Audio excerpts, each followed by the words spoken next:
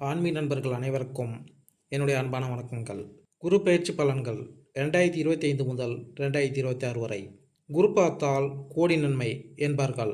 ஒருவர் மீது குரு பார்வைப்பட்டால் அவர் வாழ்க்கையில் கல்வி, வேலை, குடும்பம் என அனைத்துமே சிறப்பாக இருக்கும். எனவே மக்கள் குருவை மிகுந்த பக்தியுடன் வணங்குவதை நம்மால் பார்க்க முடியும்.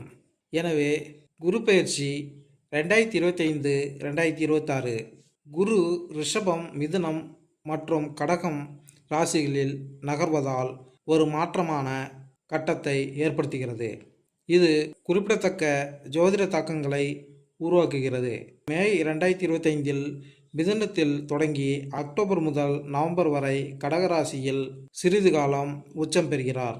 குறிப்பாக மிதுனம், துலாம், தனுசு மற்றும் கும்பராசிகளுக்கு உயர்ந்த நன்மைகளை வழங்குகிறார். 2025 மற்றும் 2026 ஆண்டில் குரு பயணம். இந்த பயிற்சியின் போது குரு அதன் விரிவான மற்றும் உருமாறும் பண்புகளை தொடர்ச்சியாக முக்கிய இயக்கங்கள் மூலம் வெளிப்படுத்தும். குரு பகவான் மே 2025 மிதுன ராசியில் நுழைகிறார். அது அறிவுசார் ஆய்வு, தகவமைப்பு மற்றும் தகவல் தொடர்பு ஆகியவற்றில் வலுவான கவனம் செலுத்துகிறது. மிதுனம் என்பது கருத்துக்கள், நெட்வொர்க்கிங் மற்றும் புதுமைகளின் செழிப்பு வளரும் ஒரு காற்று ராசியாகும். அப்படிப்பட்ட குரு பகவான் இந்த ஆண்டு வாக்கிய பஞ்சாங்கத்தின்படி மே 14ஆம் தேதியும் பெயர்ச்சி அடைய உள்ளார். இந்த பெயர்ச்சியில் குரு பகவான் ரிஷபராசியிலிருந்து மிதுன ராசிக்கு செல்கிறார். மிதுனம் குரு பகவானின் நட்பு கிரகமான புதனின் வீடு. மேலும் ஸ்தான பலத்தை விட பார்வை பலமே அதிகமுள்ள குரு பகவானின் 5ஆம் பார்வை துலாம் ராசியிலும், 7ஆம் பார்வை தனுசு ராசியிலும், 9ஆம் பார்வை கும்பராசியிலும் படுகிறது. இந்த அடிப்படையிலும் சனி, ராகு, கேது பெயர்ச்சிகளால் ஏற்பட்டுள்ள கிரகசாரா மாற்றங்களின் அடிப்படையிலும் 12 ராசிக்காரர்களுக்கும் குரு பெயர்ச்சி பலன்கள் தரப்பட்டுள்ளது. வேத ஜோதிட சாஸ்திரத்தில் குரு மிகவும் மங்களகரமான கிரகமாக அங்கீகரிக்கப்பட்டுள்ளது. குரு பெயர்ச்சி 2025 5வது மற்றும் 7வது மற்றும் 9ஆம் பார்வை மூலம் பார்க்கும் வீட்டின் மீது அமிர்தத்தை போர்வை மூலம் சுக்கிரனால் ஆளப்படும் ரிஷபராசியிலும் பெயர்ச்சித்து வருகிறார். இப்போது மே 15 அன்று ரிஷபராசியிலிருந்து வெளியேறி அதிகாலை 2:30 மணிக்கு புதன் ஆட்சிக்கு உட்பட்ட மிதுன ராசியில் மாறுகிறார். ஒரு ராசியில் சுமார் 13 மாதங்கள் பெயர்ச்சிப்பதால் சனி அடுத்தபடியாக மெதுவாக நகரும் கிரகம் இதுவாகும். குரு கிரகம் கடவுள்களின் குரு என்று அழைக்கப்படுகிறது. இவை இயற்கையாகவே சுப கிரகங்கள். இது தவிர தனுசு மற்றும் மிதுன ராசிகளுக்கு அதிபதியாகவும் குரு கடகத்தில் உச்சநிலையில் உள்ளது மற்றும் மகரத்தில் அதன் தாழ்வான நிலையில் கருதப்படுகிறது. குரு ஒரு நபர் வாழ்க்கையில் குழந்தைகள், மகிழ்ச்சி, வீடு, செல்வம், செழிப்பு, நல்ல திருமண வாழ்க்கை போன்ற அனைத்தையும் அடைய உதவுகிறது மற்றும் சமூகத்தில் மரியாதை அளிக்கிறது. குரு அஸ்தங்க நிலை சுபமாக கருதப்படவில்லை. இந்த நேரத்தில் அனைத்து சுப காரியங்களையும் செய்வது குரு என்பதால் தடை விதிக்கப்பட்டுள்ளது என்பது குறிப்பிடத்தக்கது. அவை அஸ்தங்களின் போது திருமணம் முதலிய சுப காரியங்கள் தடைபடுகின்றன. மிதுன ராசிக்காரர்களுக்கு குறிப்பாக செல்வாக்கு கிரகமாக மாறி அங்கிருந்து துலாம், தனுசு மற்றும் கும்பராசிகளின் மீது அமிர்தம் போன்ற பார்வையை செலுத்தும். இந்த ராசிகளின் வாழ்க்கையில் சாதகமான தாக்கத்தை ஏற்படுத்தும். மற்ற ராசிக்காரர்களின் வாழ்க்கையிலும் பல்வேறு வகையான சுப பலன்களை காணலாம்.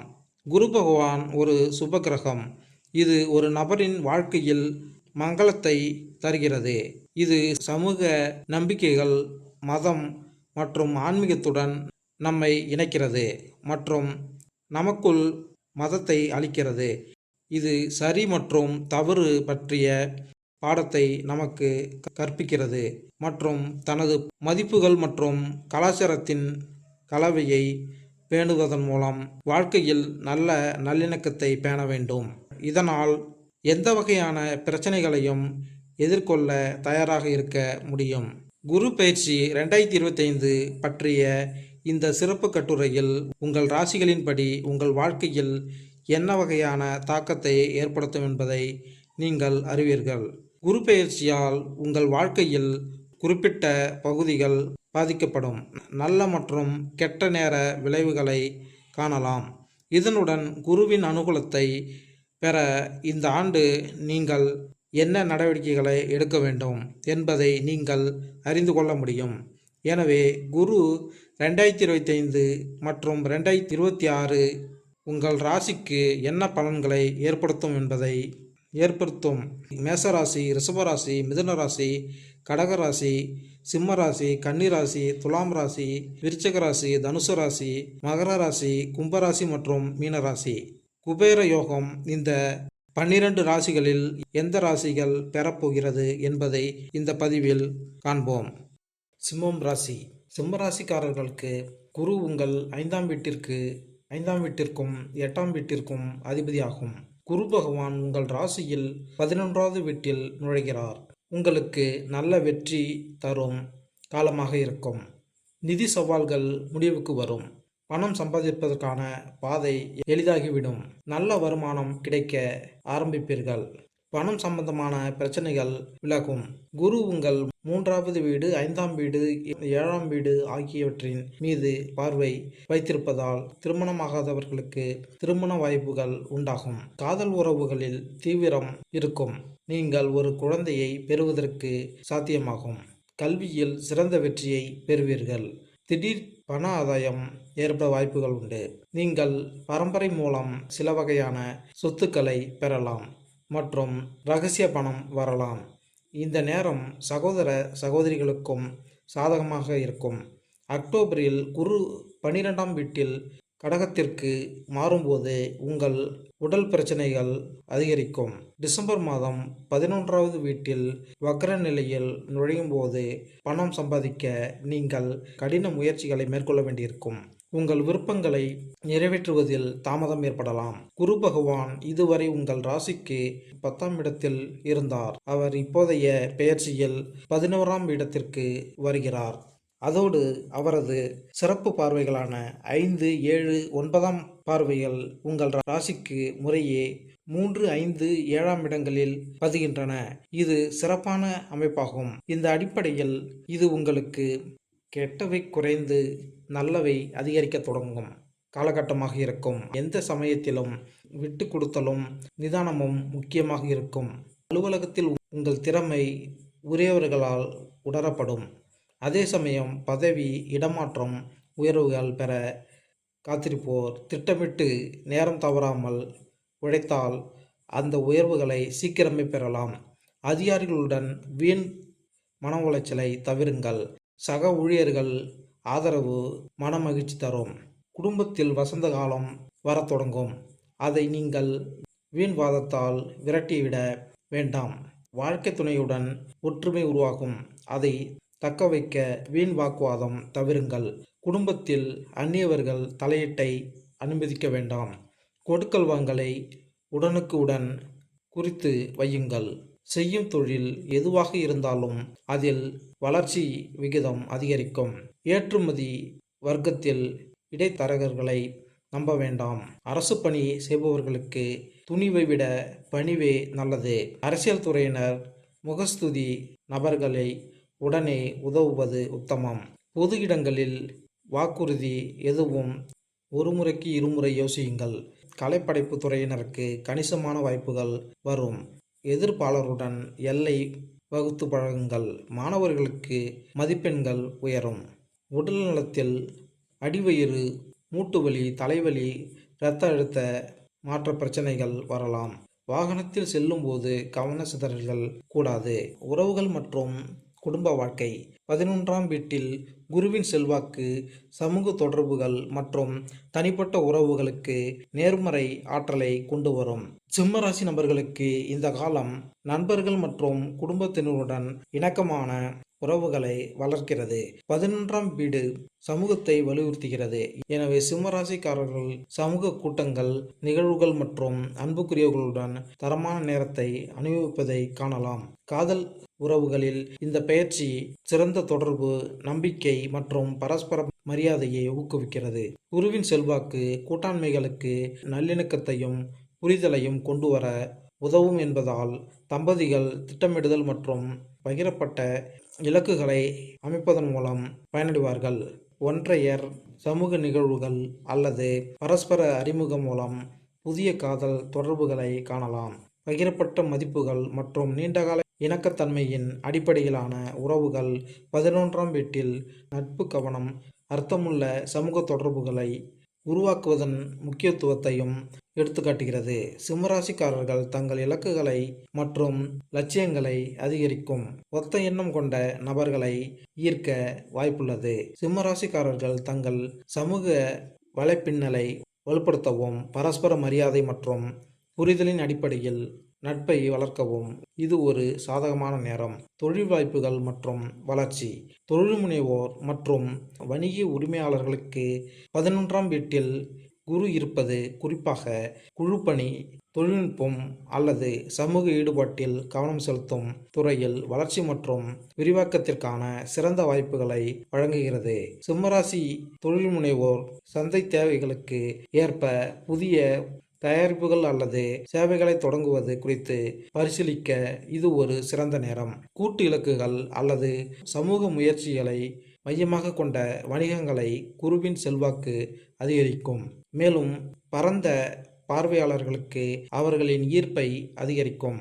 வணிக, சமூக, தொழில்முறை நடைமுறைகள் மற்றும் வாடிக்கையாளர் திருப்தியை எடுத்துக்காட்டும் சந்தைப்படுத்தல் முயற்சிகள் வாடிக்கையாளர்களை ஈர்க்கும் மற்றும் வாடிக்கையாளர் விசுவாசத்தை வளர்க்கும். சிம்மராசி தொழில் முனைவர் குழுக்களுக்குள் நெட்வொர்க்கிங் அல்லது வணிக நிகழ்வுகளில் கலந்து கொள்வது மதிப்புமிக்க நுண்ணறிவுகளையும் தொடர்புகளையும் வழங்கும். நிதி மற்றும் செல்வம். 11வது லாப வீடான குருவின் ஆதிக்கம் சிம்மராசிக்காரர்களுக்கு இருப்பதால் இந்த காலகட்டத்தில் அவர்கள் நேர்மையான நிதி வளர்ச்சி எதிர்பார்க்கலாம். இந்த பெயர்ச்சி பல ஆதாரங்களில் இருந்து வருமானத்தை பெறுவதற்கு மிகவும் சாதகமானது. மேலும் தனிநபர் 2ஆம் நிலை வருவாய் அல்லது முதலீட்டு லாபத்திற்கான வாய்ப்புகளை காணலாம்.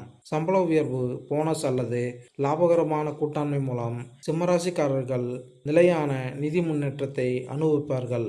முதலீடுகளில் ஆர்வமுள்ளவர்களுக்கு இந்த பெயர்ச்சி நீண்டகால நிதி திட்டமிடல் மற்றும் காலப்போக்கில் செல்வத்தை உருவாக்கும் உத்தியை அதிகரிக்கிறது. குறிப்பாக தொழில்நுட்பம், கல்வி அல்லது பகிரப்பட்ட வளங்களுடன் இணைந்த துறைகள் கூட்டு முயற்சிகள் அல்லது குழு முயற்சிகளில் லாபகரமாக இருக்கும். இருப்பினும் இந்த காலம் மிகுதியை கொண்டு வரும். அதே வேளையில் நிதிகளை புத்திசாலித்தனமாக நிர்வகிப்பதும் நிலைத்தன்மையை பராமரிக்க திடீர் செலவினங்களை தவிர்ப்பதும் அவசியம். நிதி மற்றும் செல்வம். 11வது வீடான குருவின் ஆதிக்கம் சிம்மராசிக்காரர்களுக்கு இருப்பதால் இந்த காலகட்டத்தில் அவர்கள் நேர்மறையான நிதி வளர்ச்சியை எதிர்பார்க்கலாம். இந்த பெயர்ச்சி பல ஆதாரங்களிலிருந்து வருமானத்தை பெறுவதற்கு மிகவும் சாதகமானது. மேலும் தனிநபர்கள் 2ஆம் நிலை வருவாய் அல்லது முதலீட்டை லாபத்திற்கான வாய்ப்புகளை காணலாம். சம்பள உயர்வு, போனஸ் அல்லது லாபகரமான கூட்டாண்மை மூலம் சிம்மராசிக்காரர்கள் நிலையான நிதி முன்னேற்றங்களை அனுபவிப்பார்கள். கல்வி மற்றும் கற்றல். மாணவர்கள் மற்றும் தொழில் வல்லுநர்கள் 11ஆம் வீட்டில் குருவின் பெயர்ச்சி அறிவுசார் வளர்ச்சியையும் அறிவு பெறுதலையும் ஊக்குவிக்கிறது. இந்த காலம் கல்வி நோக்கங்களுக்கு, குறிப்பாக குழு படிப்பு அல்லது கூட்டு கற்றல் சூழல்களுக்கு மிகவும் சாதகமானது. போட்டிகள் அல்லது சான்றிதழ்களுக்கு தயாராகும் மாணவர்கள் வெற்றி பெறுவார்கள். ஏனெனில் குருவின் செல்வாக்கு புரிதல், கவனம் மற்றும் நினைவாற்றல் தக்கவைப்பு மேம்படுத்துகிறது. தொழில் வல்லுநர்கள் இந்த பெயர்ச்சி நீண்டகால இலக்குகளுடன் ஒத்துப்போகும் கூடுதல் கல்வி, பயிற்சி அல்லது திறன் மேம்பாட்டை அதிகரிக்கிறது. தொழில்நுட்ப, சமூக அறிவியல், தகவல் தொடர்பு மற்றும் தலைமைத்துவம் தொடர்பான படிப்புகள் குறிப்பாக நன்மை பயக்கும். கூடுதலாக இந்த காலம் குழு கற்றல் மற்றும் ஒத்துழைப்பை ஊக்குவிக்கிறது. எனவே தனிநபர்கள் படிப்பு, குழுக்கள், பட்டறை அல்லது கருத்து அரங்குகளிலிருந்து பயனடையலாம். அங்கு அவர்கள் சகாக்கள் மற்றும் வழிகாட்டுதல்களுடன் அறிவை பகிர்ந்து கொள்ளலாம். ஆரோக்கியம் மற்றும் நல்வாழ்வு. 11வது வீட்டில் குருவின் செல்வாக்கு சிம்மராசிக்காரர்களுக்கு உடல் ஆரோக்கியம் மற்றும் உணர்ச்சி நல்வாழ்வில் நேர்மறையான தாக்கத்தை ஏற்படுத்தும். இந்த காலம் ஒட்டுமொத்த உயிர் சக்தியை கொண்டு வருகிறது மற்றும் சிம்மராசிக்காரர்கள் சீரான வாழ்க்கை முறையை பராமரிக்க கவனம் செலுத்த ஊக்குவிக்கிறது. 11வது வீடு உணர்ச்சி ரீதியாக தொடர்புகள் மற்றும் சமூக தொடர்புகளை நிர்வகிக்கிறது. இது மனநலனுக்கு பங்களிக்கும். சிம்மராசிக்காரர்கள் ஆதரவான நண்பர்கள் மற்றும் குடும்ப உறுப்பினர்களுடன் நேரத்தை செலவிடுவது உணர்ச்சி ரீதியாக மீள்தன்மையை மேம்படுத்துகிறது என்பதை காணலாம். கூடுதலாக குழு நடவடிக்கைகள், குழு விளையாட்டுகள் அல்லது சமூக நிகழ்வுகள் உடல் ஆரோக்கியத்தை மேம்படுத்துவதோடு அதே நேரத்தில் மன அழுத்த நிவாரணத்தையும் அளிக்கிறது. பரிகாரம்.